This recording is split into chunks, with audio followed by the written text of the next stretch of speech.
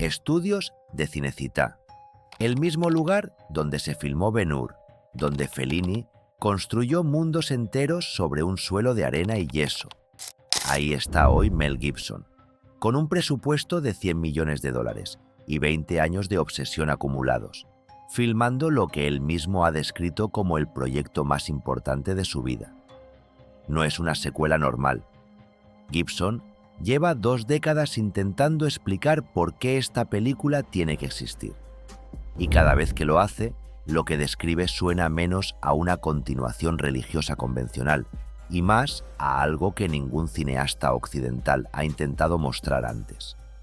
Habla de descender al infierno, de atravesar reinos que no son visibles desde la tierra, de mostrar a Cristo moviéndose entre dimensiones, entre cielos distintos, entre realidades que la mayoría de las Biblias que se venden hoy en cualquier librería del mundo apenas mencionan con una línea, en sus propias palabras, en una conversación que se publicó sin filtro, un nitosatomo acid trip metafísico. Cuando escuchas eso, lo primero que piensas es que es la forma en la que un director excéntrico describe su visión cinematográfica. Un hombre de fe buscando un lenguaje para algo que la palabra resurrección sola no alcanza a contener. Si los textos que la historia olvidó mencionar te generan curiosidad, quédate hasta el final. Lo que vas a escuchar no termina donde parece que va a terminar. Cuando alguien dice la palabra Biblia, la imagen que aparece en la mente de la mayoría de las personas en el mundo occidental es prácticamente la misma en todas partes. Un libro con 66 textos si eres protestante, con 73 si eres católico. Ese número se siente fijo, como si hubiera sido siempre así, como si alguien, al comienzo del cristianismo, hubiera tomado una decisión definitiva y todo lo demás hubiera quedado ordenado por esa decisión para siempre. No fue así. En los primeros siglos del cristianismo no existía una lista acordada de textos sagrados. Había comunidades en Siria, en Egipto, en Armenia, en el norte de África, en la costa del Mar Rojo, cada una leyendo, copiando y transmitiendo colecciones distintas. Algunos textos circulaban ampliamente por todo el mundo mediterráneo, otros solo en ciertas regiones, otros estaban en un punto intermedio, conocidos, respetados, citados, pero sin haber alcanzado todavía el peso de lo definitivamente canónico. El proceso de decidir qué era Biblia y qué no lo era tardó siglos en resolverse, y estuvo marcado tanto por la teología como por la política de cada momento histórico.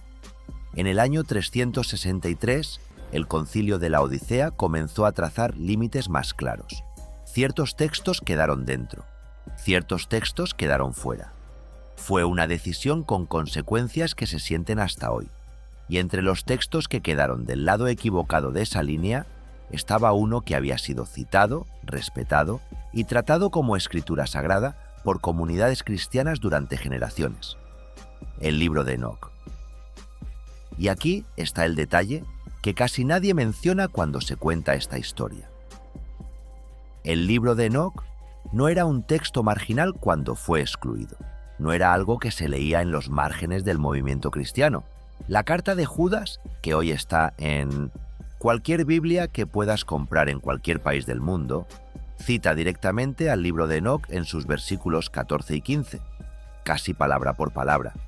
Lo trata con la misma autoridad con la que se citan los profetas del Antiguo Testamento. Tertuliano, uno de los padres fundadores de la teología cristiana occidental, lo consideraba revelación genuina. Ireneo de Lyon lo mencionaba como referencia válida. Los investigadores que estudian el periodo del Segundo Templo, el mundo religioso en el que nació el Nuevo Testamento, confirman que el libro de Enoc era un texto activo, presente, leído y debatido en ese entorno. Y aún así, desapareció de Occidente, no de todas partes. Para entender por qué Etiopía preservó lo que el resto del mundo cristiano fue descartando, hay que entender qué le ocurrió a Etiopía en la historia y por qué ese destino particular resultó ser una forma de protección que nadie planeó. El cristianismo llegó al reino de Aksum en el siglo IV, durante el reinado del rey Ezana. No llegó como una religión ya codificada, uniforme y controlada desde un centro de poder. Llegó en sus primeras décadas de expansión, cuando todavía era un movimiento con múltiples corrientes, múltiples textos en circulación y múltiples formas de entender la figura de Cristo. Los misioneros, que llegaron desde Siria y el norte de África, trajeron consigo una colección de escrituras que incluía textos que en otras regiones irían quedando fuera del canon con el paso del tiempo. Y entonces ocurrió algo que nadie planeó, pero que lo cambió todo. En el siglo VII, la expansión del Islam barrió el norte de África y gran parte de Oriente Medio. Las rutas comerciales, religiosas y diplomáticas que conectaban Etiopía con el resto del mundo cristiano quedaron interrumpidas. Etiopía no participó en los concilios que en Roma, Bizancio y Alejandría redefinieron el canon bíblico. No recibió las instrucciones sobre qué textos quemar y cuáles conservar. No fue parte de las discusiones, las votaciones ni las purgas teológicas que dieron forma al cristianismo occidental tal como lo conocemos hoy. Esa distancia, que en su momento fue un aislamiento político y geográfico difícil, se convirtió en un escudo. Y dentro de ese escudo, los monjes etíopes siguieron haciendo lo único que habían hecho siempre: copiar. Generación tras generación, en monasterios construidos en lugares que el mundo exterior casi no podía alcanzar. Algunos colgados sobre acantilados a los que solo se llega por cuerdas, otros escondidos en valles rodeados por montañas sin caminos. Monjes, con los ojos entornados bajo lámparas de aceite, mezclaban tintas fabricadas con minerales y plantas locales, preparaban pergamino de piel animal y daban forma, letra a letra, en lengua ge'ez, a textos que el resto del mundo cristiano había decidido que no eran necesarios. No lo hacían porque creyeran que estaban preservando algo peligroso o prohibido. Lo hacían porque para ellos eso era simplemente la verdad tal como siempre la habían conocido. No había una versión alternativa, había la escritura y ellos la copiaban.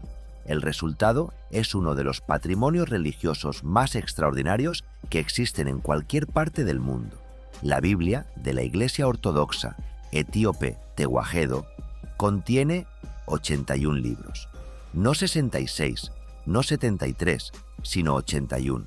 Está dividida en 46 libros del Antiguo Testamento y 35 del Nuevo. Entre los textos que contiene y que no aparecen en ninguna Biblia occidental están el libro de Enoc, el libro de los Jubileos, la Ascensión de Isaías, el libro del Pacto, textos que en Occidente se clasifican como apócrifos o simplemente como inexistentes, pero que en Etiopía son escritura sagrada oficial, parte viva de la liturgia desde hace 16 siglos. 16 siglos sin interrupción, sin ediciones, sin concilios de purificación, sin revisiones papales. La misma colección transmitida intacta desde el reino de Aksum hasta hoy. En la región de Tigray, en el norte de Etiopía, existe un monasterio llamado Abba Garima.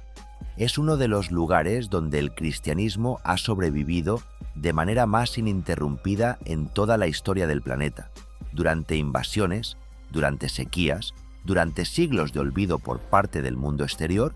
Los monjes de Abba Garima siguieron haciendo lo que sus antecesores les habían enseñado a hacer. En ese monasterio guardaban algo que nadie fuera de sus muros sabía que tenía el valor que tenía.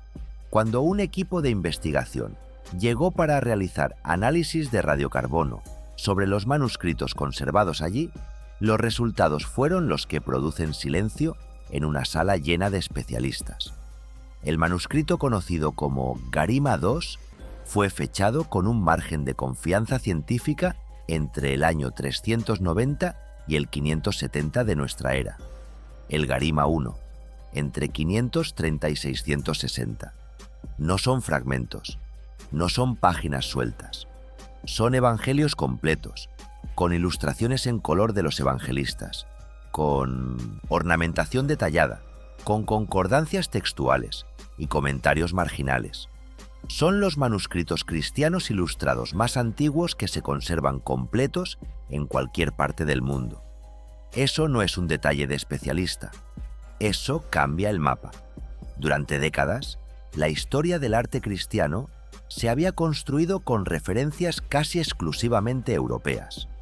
El Códice de Rábula, producido en Siria en el año 586, era uno de los manuscritos ilustrados más citados como referencia de antigüedad. Los Evangelios de Garima son anteriores. Pueden ser mucho más antiguos. Y nunca habían salido del monasterio. Nunca habían sido analizados en un laboratorio. Nunca habían sido parte de los grandes debates académicos sobre los orígenes del texto cristiano.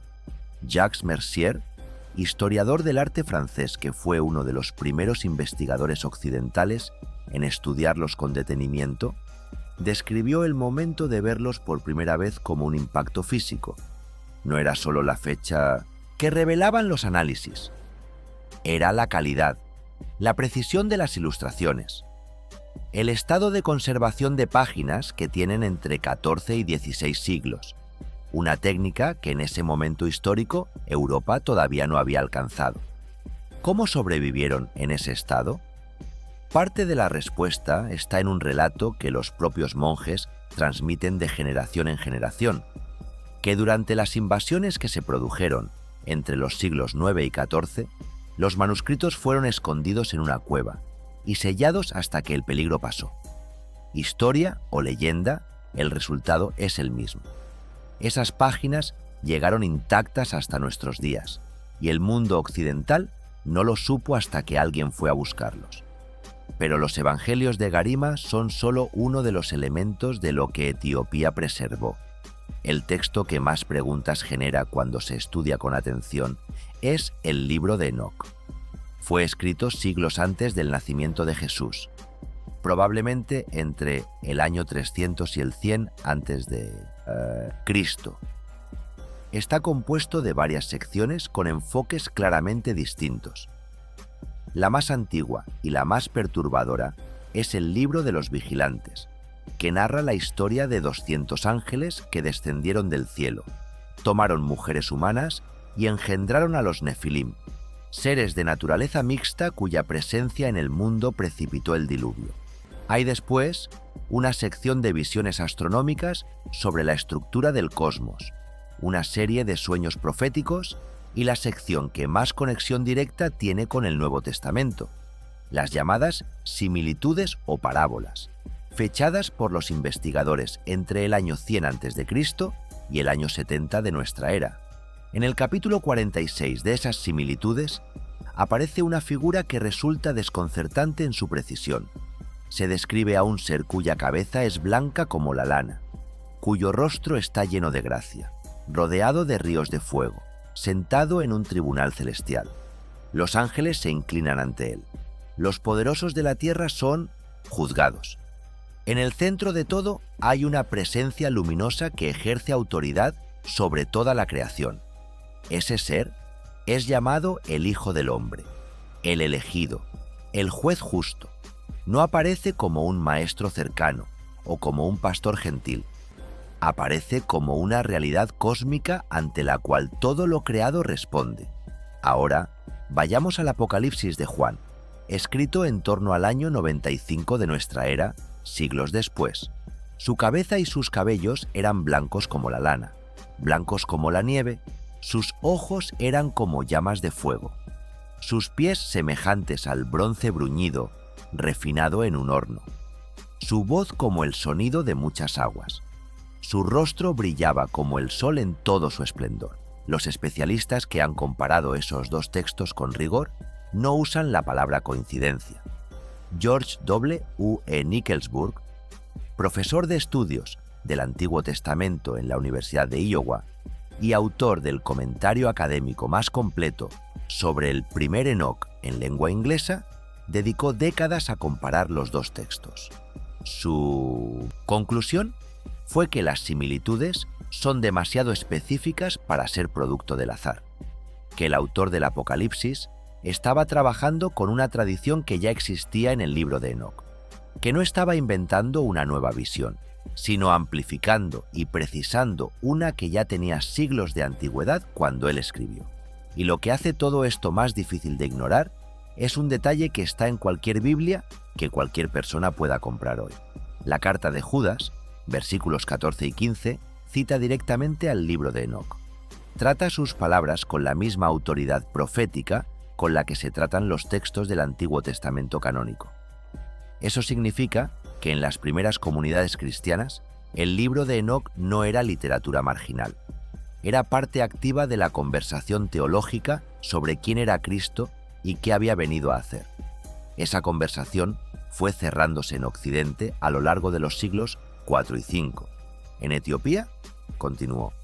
Hay otro texto preservado en Nemosentros, la tradición etíope que en este momento tiene una relevancia que ya no es solo académica. La ascensión de Isaías data del siglo I o comienzos del II de nuestra era, lo que la coloca como contemporánea de partes del Nuevo Testamento mismo, y describe algo que, cuando se lee hoy y se pone junto a las declaraciones públicas de Mel Gibson, produce la sensación extraña de estar mirando el mismo objeto desde dos ángulos distintos separados por 2000 años. El texto lleva al profeta Isaías a través de 7 cielos distintos, no como una imagen poética vaga, sino como una arquitectura detallada. En el primer cielo, ángeles supervisan los asuntos de la tierra. En el segundo cielo, se coordinan los movimientos de los cuerpos celestes. En el tercero aparece el paraíso, con el árbol de la vida descrito con una precisión que hace que el texto parezca el relato de alguien que estuvo allí, a medida que Isaías asciende a través de cada nivel. La intensidad de lo que percibe crece hasta volverse insoportable. En el sexto cielo colapsa. La gloria de los seres que habitan allí supera la capacidad de resistencia de un cuerpo humano. Y entonces llega al séptimo, y lo que contempla allí es algo que el texto apenas puede describir. El amado, una presencia de autoridad absoluta, en el instante previo a su descenso hacia el mundo humano. Lo que viene después es lo que se queda en la memoria. El texto describe ese descenso de manera que no tiene ningún paralelo en las Biblias occidentales.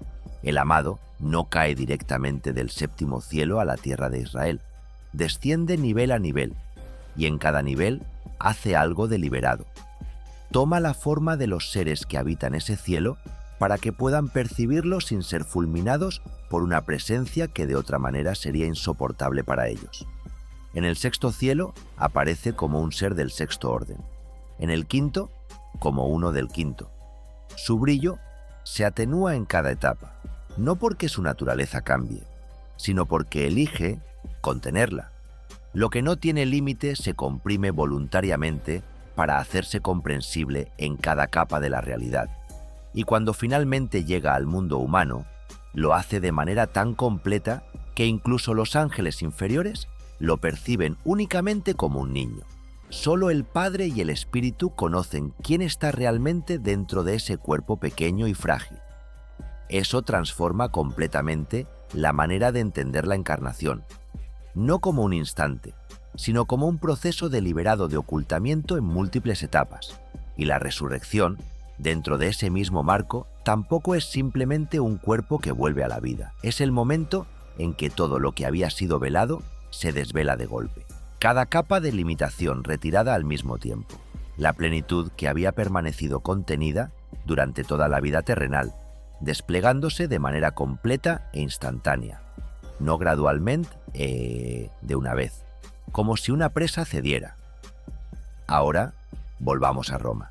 En una entrevista concedida al National Catholic Register en 2022, Gibson explicó que la historia de la resurrección no podía contarse de manera lineal, que necesitaba mostrar eventos que atravesaban el tiempo y dimensiones distintas, que la historia tenía que comenzar antes del nacimiento de Cristo, que para contarla correctamente había que empezar con la caída de los ángeles.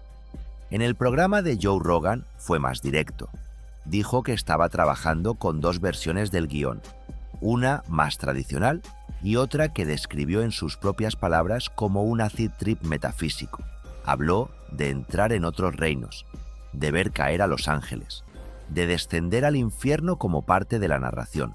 La ascensión de Isaías había trazado ese mismo recorrido, con ese mismo nivel de detalle, hace casi 2000 años. Si Gibson llegó a esa visión a través del contacto directo con esos textos, o si llegó por su propia inmersión profunda en las escrituras, es una pregunta que él tendría que responder. Lo que no requiere respuesta es la convergencia. Está en las páginas. Todo esto conduce a una imagen de Cristo que es radicalmente diferente de la que dominó el arte y la enseñanza religiosa occidentales desde el Renacimiento hasta hoy. En la pintura europea de los siglos XV al XIX, Jesús fue representado con una consistencia notable: piel clara, ojos serenos, cabello largo y oscuro, una expresión que invita, que consuela, que acoge. El buen pastor, el amigo de los humildes, el que extiende la mano. Esa imagen no nació de los textos más antiguos, nació de un contexto cultural muy específico, el de los mecenas florentinos y romanos, el de una iglesia que necesitaba que Cristo fuera reconocible y no intimidante para audiencias que hablaban latín y vivían en ciudades del Mediterráneo europeo. En los textos que los monjes etíopes preservaron, la imagen es completamente diferente. En el libro de Enoc, el Hijo del Hombre preside un tribunal cósmico ante el cual se inclinan los ángeles Q, tiemblan los poderosos de la tierra. No es una figura de primer plano que extiende la mano. Es una presencia que lo ocupa todo, que emana de un centro de luz tan intenso que casi ningún ser puede sostenerla sin quedar consumido.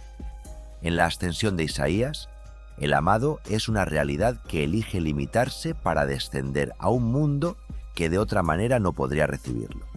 La encarnación no es solo un nacimiento, es el acto de una potencia sin límite que acepta la limitación de manera deliberada y total, no porque la necesite, sino porque esa es la forma en que la historia tiene que ocurrir.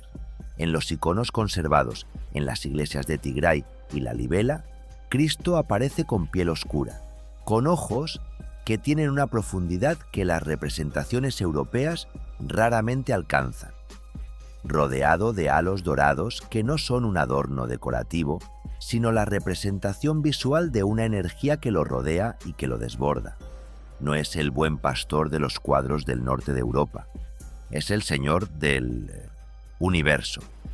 Ese es el título que le asigna la Iglesia Ortodoxa Etíope, Exiaber Engeez, el que sostiene todo lo que existe. Y hay algo más en esos textos que en Occidente casi no se enseña. En varios de los escritos preservados en la tradición etíope aparece una afirmación sobre la naturaleza humana que cambia el peso de la relación entre el ser humano y lo divino. La idea de que los seres humanos no son solo polvo, no son solo fragilidad y pecado que necesita ser rescatado desde afuera, que hay algo en ellos, una conexión con lo divino que no depende de intermediarios para existir. El reino de Dios está dentro de vosotros, dice Cristo en Lucas. En los textos etíopes esa frase no se administra como metáfora, se trata como descripción de una realidad espiritual concreta. Esa idea no elimina la necesidad de comunidad, de práctica, de fe compartida, pero cambia dónde empieza la relación con lo sagrado. Y es precisamente esa clase de afirmación la que históricamente resultó más incómoda para cualquier institución que necesitara centralizar el acceso a Dios para funcionar como institución. En el año 325, el Concilio de Nicea marcó el inicio de un proceso en el que el cristianismo pasó de ser un movimiento diverso y descentralizado a convertirse en la religión oficial del Imperio Romano. Las consecuencias de eso van mucho más allá de la teología. Una religión que sostiene un imperio necesita coherencia doctrinal. Necesita que sus miembros crean aproximadamente lo mismo en todos los rincones del territorio.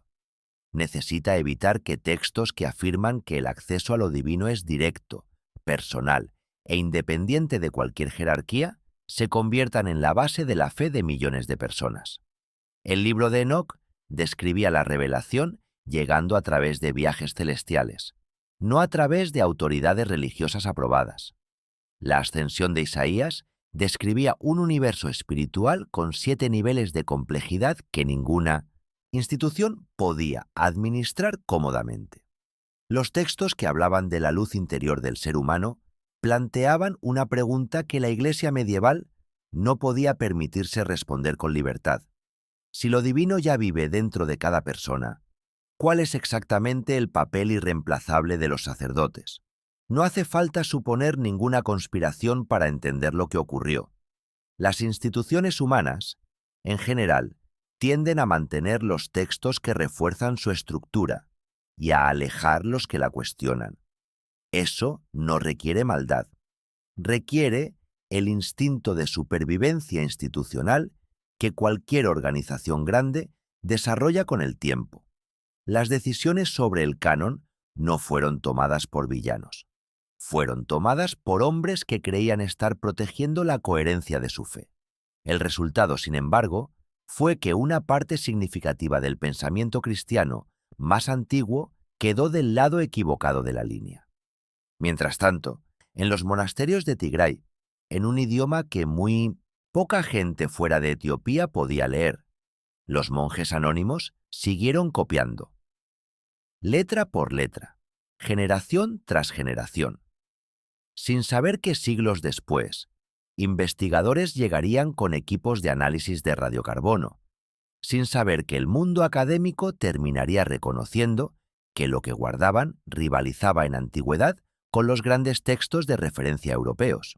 Hoy, esos manuscritos están siendo digitalizados, traducidos y estudiados en Oxford, en la Universidad de Iowa, en el Hill Museum and Manuscript Library de Minnesota, que ha dedicado décadas a catalogar textos en Ge'ez y a convencer a una comunidad académica occidental de que no estaba ante curiosidades folclóricas, sino ante documentos fundacionales del pensamiento cristiano antiguo. La película de Mel Gibson tiene fecha.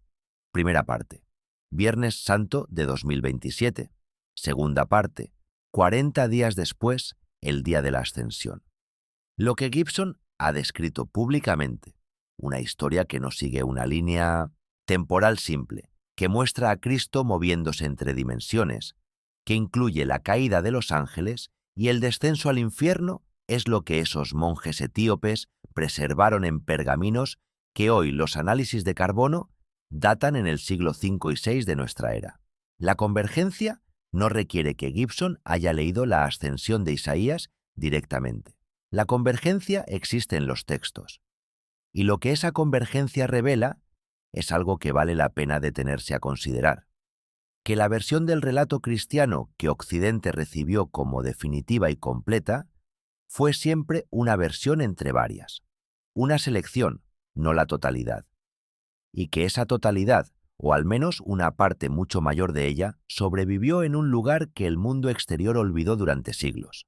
Los monjes de Abba Garima, que copiaron los evangelios que los investigadores de Oxford dataron en el siglo V, no sabían que alguien llegaría siglos después con un equipo de análisis de radiocarbono y confirmaría la antigüedad de lo que tenían entre las manos. No sabían que sus manuscritos iban a ser comparados con los grandes textos de referencia europeos y encontrados anteriores a muchos de ellos. No sabían que un cineasta en Roma iba a describir públicamente una visión cinematográfica que encajaba con una precisión que no puede ser completamente accidental, con lo que ellos habían preservado en esas páginas. Ellos simplemente copiaron, oraron, creyeron que lo que guardaban importaba. Resultó que tenían razón. La pregunta que queda abierta después de todo esto no es si la Iglesia occidental actuó bien o mal al construir el canon que hoy conocemos. Esa discusión tiene matices que no se resuelven aquí. La pregunta que queda abierta es otra, y es más grande. Si una sola tradición, en un solo país, relativamente aislada del poder religioso central durante más de 1000 años, pudo preservar textos de esta antigüedad y de esta profundidad, textos que el mundo académico occidental tardó siglos en empezar a tomar en serio, ¿cuántos otros monasterios, cuántas otras tradiciones, ¿Cuántos otros textos en ge'ez, en armenio, en siríaco, en lenguas que hoy casi nadie lee, están todavía esperando ser estudiados, traducidos, comprendidos? ¿Qué parte de esta historia todavía no la conocemos? Déjame tu respuesta en los comentarios, no la respuesta fácil. La tuya. ¿Qué piensas tú de esto, desde tu experiencia con la fe o con la historia, desde lo que te enseñaron y desde lo que fuiste descubriendo por tu cuenta con el paso de los años? Si quieres seguir con estas historias, las que la historia oficial apenas menciona de pasada, suscríbete y activa las notificaciones, porque hay más manuscritos en esos monasterios de Tigray y apenas hemos abierto la primera página.